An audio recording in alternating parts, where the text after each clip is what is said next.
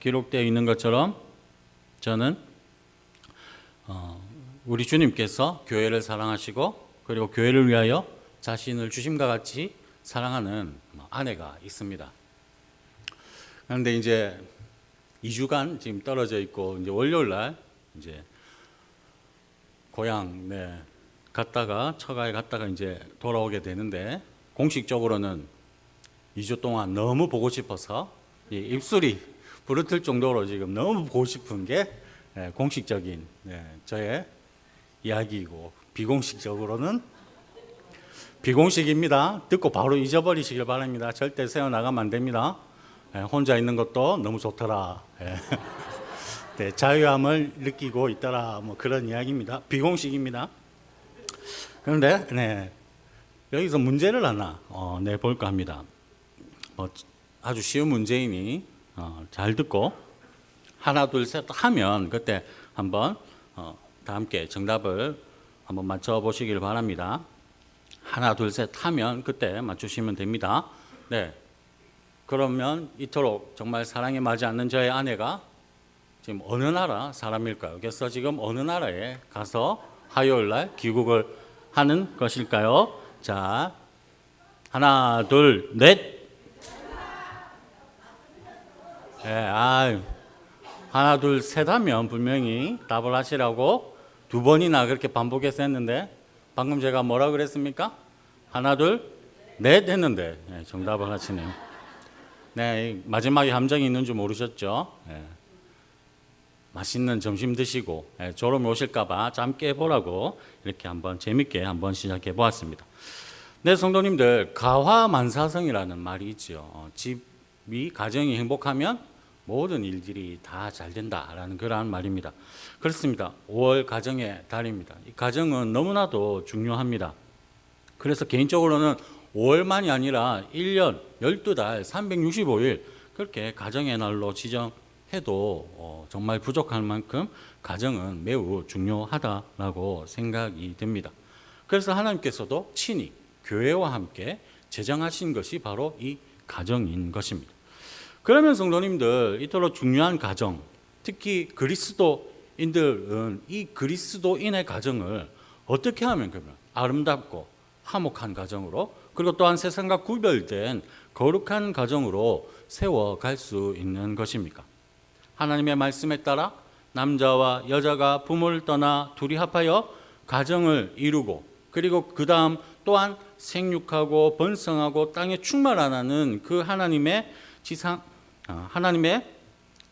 명령에 따라 아이들 낳고 그렇게 지지고 볶고 알콩달콩 행복하게 잘 먹고 잘 살면, 그러면 저절로 아름다운 그리스도인의 가정이 되는 것입니까? 만약 방금 말씀드린 것처럼 결혼해서 아이들 낳고 행복하게 잘 사는 것이, 그런 것이 아름다운 그리스도인의 가정이라고 한다면, 그러면 비그리스도인의 가정과 구별됨은 무엇입니까?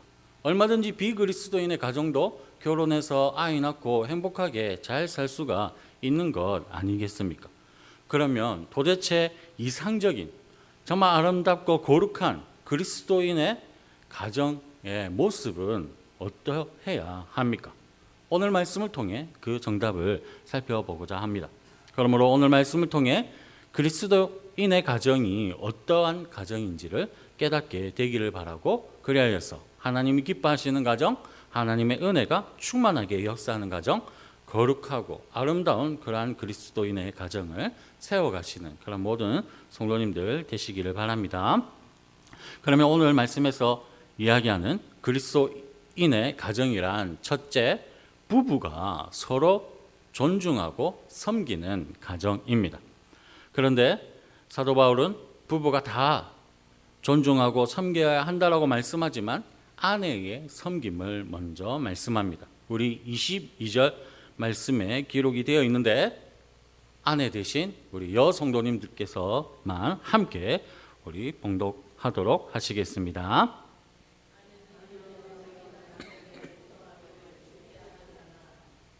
혹시 순종하기 싫으신가요? 너무 목소리가 작으신데 우리 아내 되신 성도님들 다시 한 번 더 큰 목소리로 다시 한번 읽도록 하겠습니다. 시작.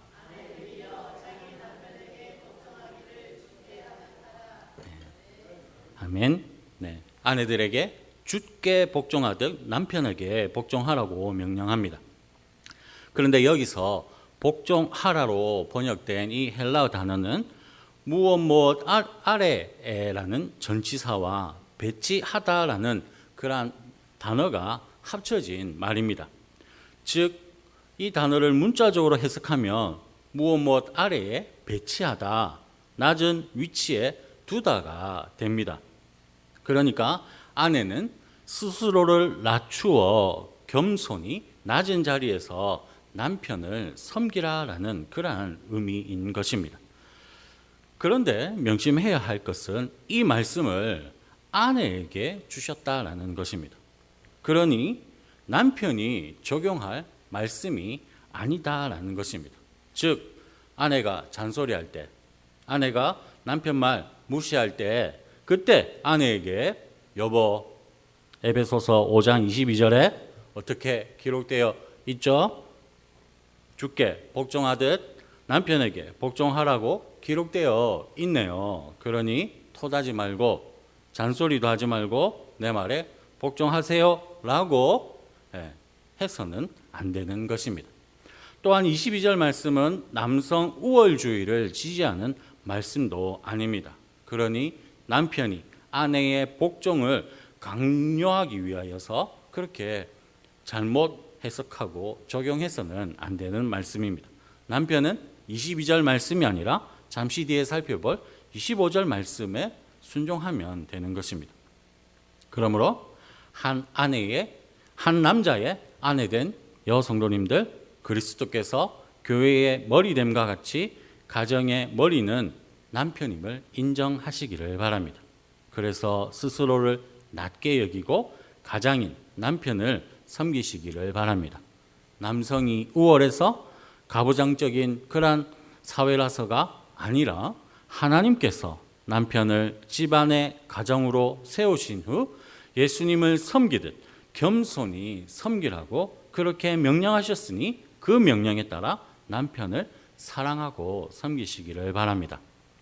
지금까지 잘해준 것 없다고 할지라도 그러면서도 큰 소리치고 사랑한다는 말, 그런 다정한 말 한마디 하지 않은 그러한 남편이라고 할지라도 교회와 그리스도가 절대로 분리될 수 없듯이 아내와 남편도 결단코 분리될 수가 없다는 사실을 기억하시면서 남편을 가장으로 세우신 하나님의 뜻과 섭리에 따라 남편을 높이고 섬기며 사랑하시는 아내된 그러한 여성도님들 되시기를 바랍니다.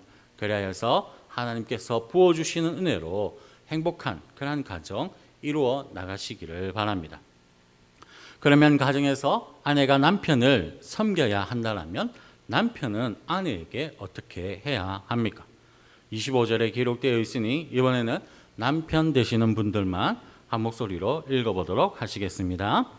남편들아, 아내 사랑하기를 그리스도께서 교회를 사랑하시고 그 교회를 위하여 자신을 주심같이 하라. 아멘. 남편은 아내를 사랑해야 합니다. 그런데 그리스도가 교회를 위하여 십자가에 달려 돌아가시기까지 사랑한 것처럼 아내를 사랑해야 합니다. 즉 남편은 생명 다해 아내를 사랑해야 하는 것입니다. 그런데 저를 포함하여 남편 된 성도님들, 혹시 남편이 아니라 남의 편은 아니십니까?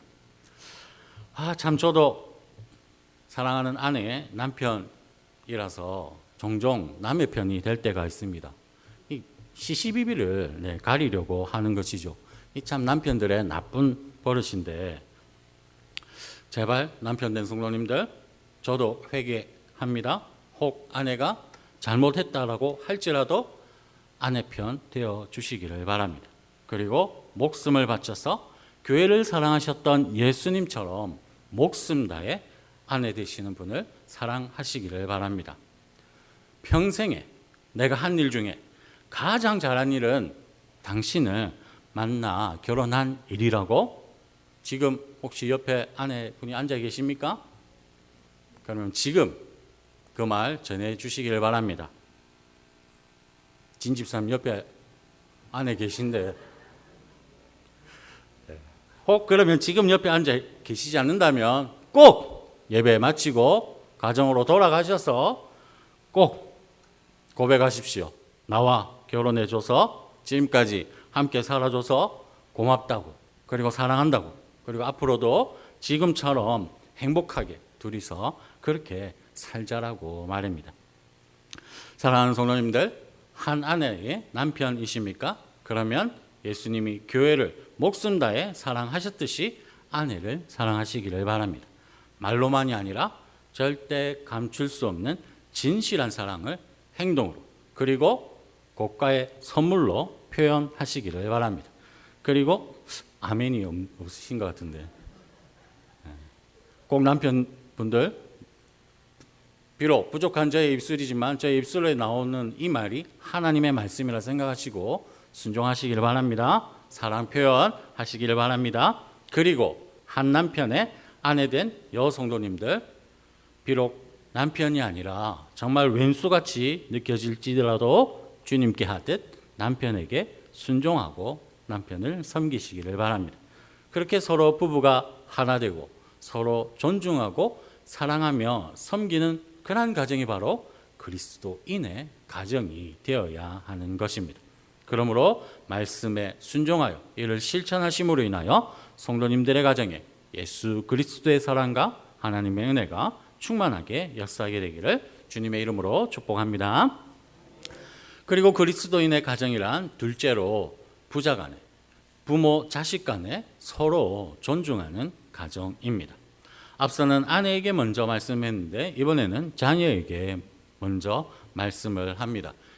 6장 1절에서 3절에 기록되어 있는데 이 부분은 오전 예배 때 우리 목사님께서 다 설교하신 부분이고, 그래서 중복된 부분이 많으니까 핵심만 간단하게 말씀드리겠습니다. 사랑하는 성도님들, 이 세상에서 살아가시면서 잘 되고 그리고 오래 살고 싶으시죠? 뭐 대답을 안 하시지만 내 속으로 다 그래, 나는 잘 되고 싶어, 오래 살고 싶지, 그렇게 생각하고 계실 줄 압니다. 왜냐하면 네, 저도 물론 그렇기 때문입니다. 못 되고 싶고 일찍 죽고 싶다, 그렇게 생각하는 사람은 없습니다. 네, 제가 예를 들어 보겠습니다. 1층 로비에 있는 경품만 봐도 어떻습니까? 와, 저 경품 당첨되면 좋겠다, 그렇게 생각 안 하십니까? 저만 너무 물욕이 있어가지고 와, 저거 좀 당첨됐으면 좋겠다, 뭐 그렇게 생각하시는 겁니까? 네, 1층에 있는 경품만 봐도 다음 주에 있을 경품 그 시간에 잘 돼가지고 경품, 내가 원하는 경품 당첨되면 좋겠다, 그렇게 생각을 합니다. 왜냐하면 저도 그랬거든요. 지난 월요일 노예 목사 장로 부부 체육대회가 있었습니다. 그런데 원하는 경품, 제가 정말 원했던 그 경품이 딱 있는 겁니다. 당첨되면 좋겠다고 생각했습니다. 그래서 지금 혼자 자유를 느끼고 있지만 또 이것을 또 함께 하고 싶은 사랑하는 아내에게도 전화를 했습니다. 여보, 저거 한번 보라고, 저거 좀 당첨되게 기도 좀 하라고. 근데 왜 그러냐면 제가 나름 좀 이성적인데 가만히 생각해 보니까 당첨이 될 것 같은 거예요. 왜냐하면 참석하신 분들이 한 70분에서 80분이 채 안 돼, 한 80분이 채 안 돼요. 70, 한 4, 5분이 되는데 그 경품 가지수만 해도 30가지가 넘는, 한 35가지. 그러니까 당첨 확률이 몇 프로입니까? 50%, 반, 두 사람 중에 한 명은 당첨이 되는 겁니다. 그러나 분명 제가 그 중에 당첨되고 싶었던 건 딱 5개 있었습니다. 그래도 75명 중에 5개면 와, 엄청 높은 거 아닙니까? 그러니까 기대를 했던 거죠. 그래서 처음 김 10개 할 때 당첨이 안 되길래 저는 좋아했습니다. 뭐 저희 교회 장로님, 우리 손 장로님 당첨됐지만 나는 안 됐으니까 됐다, 저거 안 되고 나중에 더 좋은 거 내가 원하는 거 당첨되면 되니까 막 그러면서 기다렸습니다. 결과는 1등 당첨, 제일 비싼 금액인 걸로 제가 알고 있는데 전기밥솥, 저희 담임 목사님 당첨되셨습니다. 그리고 2등 상품. 이게 2등 상품 제가 갖고 싶었거든요. 이 상품 바로 옆에 있는 한빛교회 장 목사님 당첨되셨고, 또 나머지 분 주풍령에 있는 목사님 이렇게 당첨이 되셨습니다. 주풍령 교회 한빛교회 목사님 당첨되시는 거, 야 이거 자녀 3명 이상 아니면 당첨 안 되는갑다, 그런 생각이 들었는데, 아무튼 결과 저는 어떻게 됐느냐. 저는 당첨 확률이 50%였지 않습니까? 그 50% 확률을 깨고 깡에 당첨이 됐습니다. 그래서 이제 저 1층에 있는 경품은 좀 분명 저도 원하는 경품이 또 있었는데 이제는 그냥 마음 접기로 했습니다. 그런데 사실 우리는 보면 잘 되고 싶은 겁니다. 그런데 제가 예언의 은사는 없고 또 성령 충만한 그런 또 목사는 아니지만, 그럼에도 이 설교 자리에서 말씀드리고자 하는 것이 있다면, 한 주간 오늘 말씀에 기록된 대로 부모님 공경을 제일 잘하신 그런 성도님들이 다음 주에 원하시는 경품에 당첨될 수 있기를 주님의 이름으로 축복합니다. 그리고 또한 장수하시되 강건하게 장수하시는 그러한 복이 부모 공경하는 그러한 성도님들에게 있기를 바랍니다. 하나님의 약속 있는 계명, 곧 부모를 공경하라는 그 계명에 순종하심을 통해 잘되고 건강하게 장수하는 그러한 복을 받아 누리시는 성도님들 되시기를 바랍니다. 그리고 마지막으로 이어서 사도 바울은 부모에게도 권면을 합니다. 우리 자녀가 있으신 부모님들만 우리 4절 말씀을 함께 읽어보도록 하시겠습니다.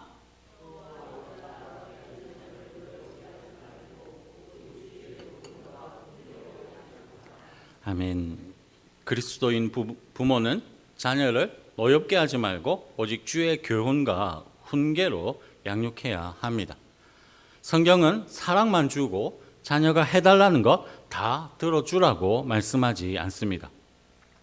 요즘 대부분의 부모들은 맞벌이를 합니다. 그래서 자녀들과 많은 시간을 함께하지 못합니다. 그래서 그 마음 가운데 미안한 마음이 자리하고 있어서 자녀가 원하는 것, 자녀에게 필요한 모든 것들을 다 해주려고 합니다. 그렇게 하다 보니까 버릇없는 자녀로 키우게 되는 그런 경우도 있습니다. 그런데 성경은 분명히 말씀합니다. 주의 교훈과 훈계로 양육하라고 말입니다. 부족함 없이 키우려고 하는 거 좋습니다. 하지만 자녀를 사랑하니까 벌을 줄 수도 있어야 하고 훈계할 수도 있어야 합니다. 사랑한다고 무조건 오냐오냐 해서는 안 되는 것입니다. 주의 교훈과 훈계로 양육하시는 그런 부모님들 되시기를 바랍니다. 그리고 가장 중요한 것은 모든 그리스도인 부모는 자녀에게 재산을 물려주는 것보다 신앙의 유산을 물려주어야 한다는 것입니다.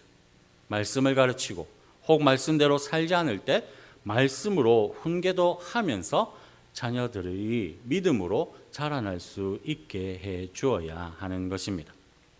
사랑하는 성도님들, 혹 부모님이 살아 계십니까? 그러면 하나님의 약속 있는 명령에 따라 부모님을 공경하시기를 바랍니다. 살아 계실 때 잘하라는 그런 말을 명심하시면서 하나님의 말씀에 순종하여 부모님께 효도하는 그런 성도님들 되시기를 바랍니다. 그리고 혹 자녀가 있으십니까? 요즘은 아이들이 중학교만 가도 부모 손을 떠납니다. 부모의 말을 듣지 않습니다.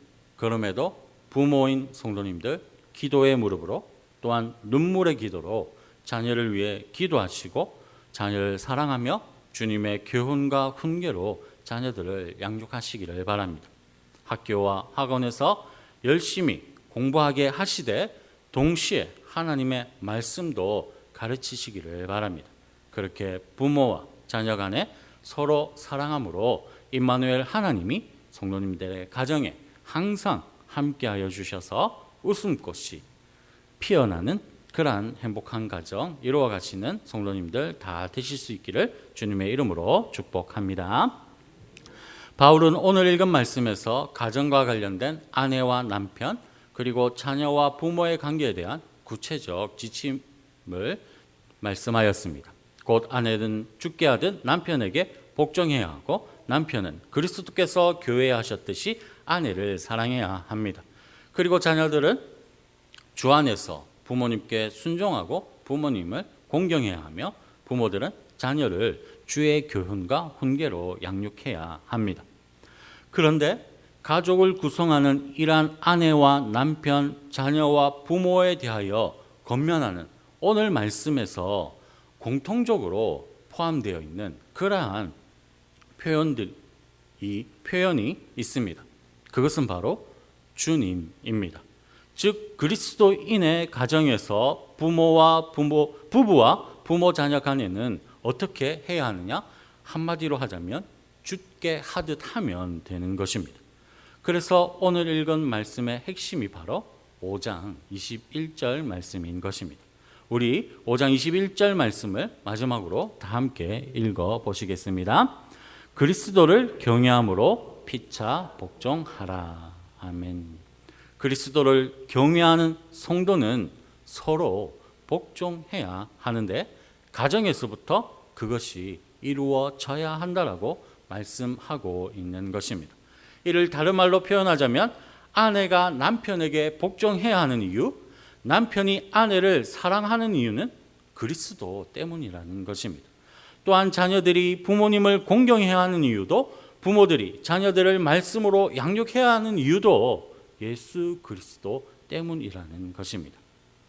사랑하는 성도님들, 우리는 혼자 살아가지 않습니다.